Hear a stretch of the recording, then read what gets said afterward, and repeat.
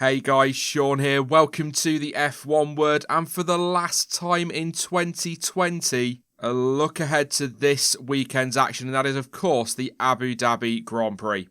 And you know, I have to say, what a year it has been. I'm going to ask this straight away, but be honest in the comment section. How many of you genuinely believed back in May that we would see 17 races this year? We've got to give massive credit to Formula One for getting this season not just up and running, but also getting it completed.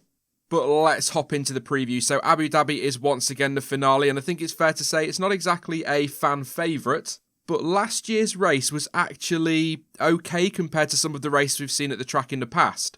Lewis Hamilton started on pole ahead of Max Verstappen, with the Brit getting the better start and leading into turn 1, and on the subject of the first corner, there was contact between Lance Stroll and Pierre Gasly, which left the Toro Rosso having to take to the runoff, but both were able to continue, although Gasly did need some repairs. Valtteri Bottas took engine penalties after qualifying and so started from the back of the pack, but by the end of lap 12 he was up to 8th place, and that's despite the fact that no driver had access to DRS until lap 18, after race control disabled it following a server crash, which meant there were communication issues with the cars. So basically we got to see some old school overtaking, no DRS to help. At the first round of pit stops, Ferrari chose to double stack their drivers, and while Charles Leclerc's stop went off without a hitch, Sebastian Vettel wasn't so lucky. We've heard that a few times this season, haven't we, as the mechanic struggled to fit a couple of wheels quickly, and the German was stationary for almost 7 seconds. Robert Kubica and Antonio Giovinazzi came together at turn 12 on lap 23, and despite damage they both managed to continue. Verstappen made a lovely move on Leclerc for P2 on lap 32, and that battle continued all the way up to turn 11 as Leclerc tried to move around the outside, but Max did keep hold of the position. There was also a really nice scrap on the penultimate lap between Albon and Vettel, with the Ferrari passing on the run to turn 11 and on the final lap. And bear in mind, we could see some of this again this weekend. Sergio Perez dived past Lando Norris, with Carlos Sainz passing Nico Hülkenberg and Daniel Ricciardo following him through. So Perez took 7th, Sainz 10th and Ricciardo 11th. But it was Lewis Hamilton who took the win from Max Verstappen and Charles Leclerc 3rd, with Valtteri Bottas recovering from the back of the grid to finish 4th. That wasn't all though, because post-race, having entered the race under investigation, Ferrari was slapped with a €50,000 fine after it was discovered Leclerc's car was carrying almost 5 kilos more fuel than the team had declared prior to the race, but Leclerc was still allowed to keep his podium. So that was last year. Moving on though, let's have a look at some track stats, and a lap of the Yas Marina circuit is 5.554 kilometres long, which, if you would prefer that in miles, is 3.451, and consists of 21 corners. That's 12 to the left and 9 to the right, and on Sunday there will be a total of 55 racing laps. Just the 2 DRS zones again this weekend, with the first running between turns 7 and 8 and the second with its own detection point between turns 10 and 11, and that means, just like in Bahrain, there will be a chance for the overtaking car to fight back straight away. Now, since its first appearance on the calendar back in 2009, Yas Marina has hosted a total of 11 F1 races, with 5 different drivers taking victory in that time, the first being Sebastian Vettel, but it's Lewis Hamilton who holds the record for the most wins at the circuit with 5. A grand total of 5 drivers have taken pole position in Abu Dhabi, with the pole sitter going on to win the race on 6 occasions, and that, for the record, includes all of the last 5 races at the circuit. Hamilton holds the record for the fastest lap, having set a 1:39.283 last year, and the outright lap record is also held by the Brit, with a 1:34.779, which was set on his way to pole position last year. Next up, tyres and the compounds available for this weekend are the softest in the range, so that's the hard C3, the medium C4 and the soft C5. Which, by the way, it is worth noting, are also the same compounds used last year, so strategy-wise, it'll likely be a one-stopper, as was the case for all but 6 drivers in 2019. That all, of course, assumes we don't see some chaos and some safety cars, but that is far from guaranteed to make an appearance, having only featured at 3 previous events.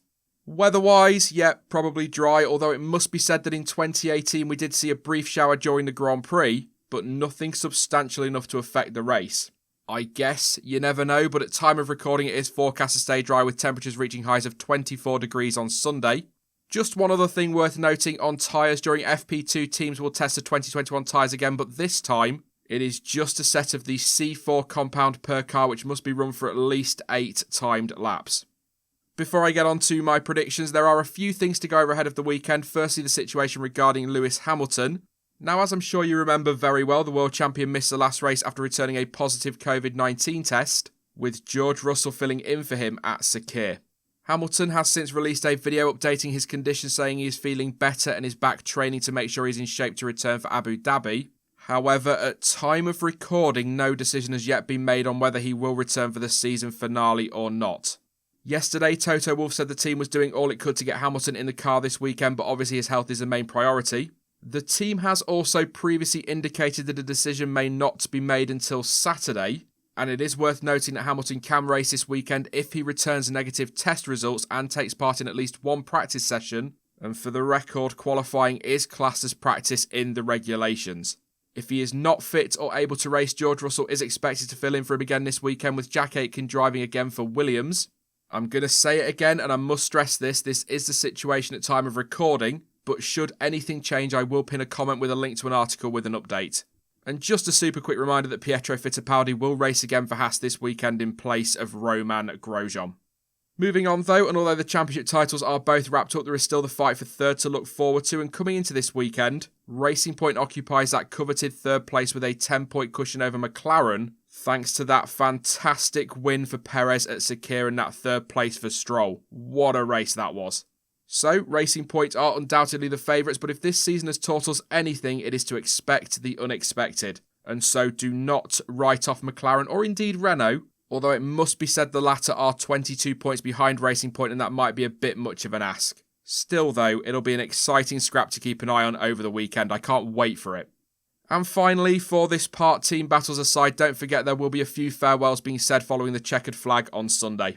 Sebastian Vettel will be saying goodbye to Ferrari as he heads off to Aston Martin for 2021.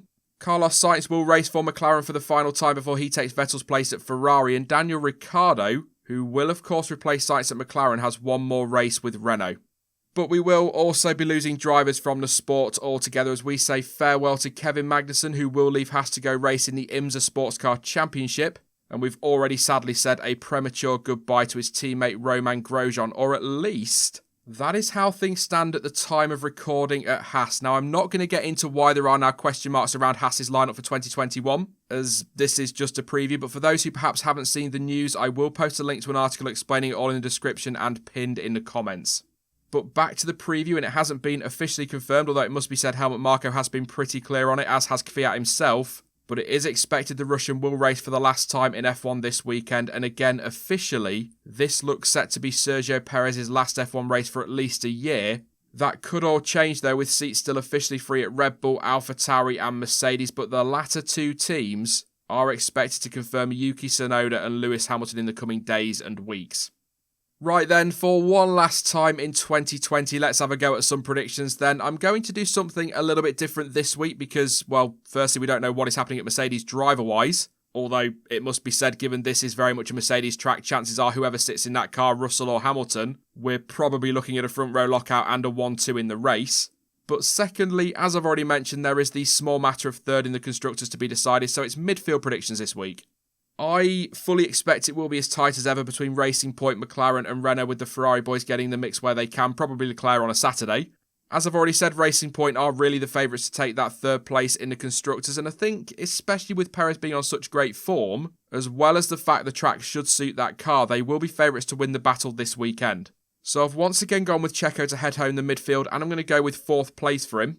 McLaren will, of course, push them hard, but I do think it's too close to call between them and Renault as to who will get closest. But I'm going to go with Sainz for 5th and Ricciardo 7th, sandwiching Alex Albon in 6th. So as a result, I'm predicting that the Constructors' standings will stay pretty much as they are now. My one to watch or wildcard for this one is Pierre Gasly, who could easily find himself in that fight with those I've already mentioned. He's had such a good year, and that AlphaTauri has often surprised us with its pace at times this season, so you can never really write them off. But like I say, I'm going to go with Perez to head home the midfield and Racing Point to secure third in the Constructors. But what do you guys think? You can of course let me know your thoughts and predictions ahead of the weekend. So for the final time this year, what is your top 3 for the race and who do you think will come out on top in the battle for third in the Constructors? Whatever happens this weekend though, just sit back and enjoy it. It's the final race of the season after all, and Australia in March is still a long way away. That is it for this preview then, but I will be back across the weekend with the usual pair of live streams, starting with the qualifying watch along on Saturday afternoon. In the meantime though, you can of course follow me over on social media, and all of the links you need for that are in the description down below. But as ever, thank you for watching. I've been Sean, this has been the F1 Word, and until next time, goodbye.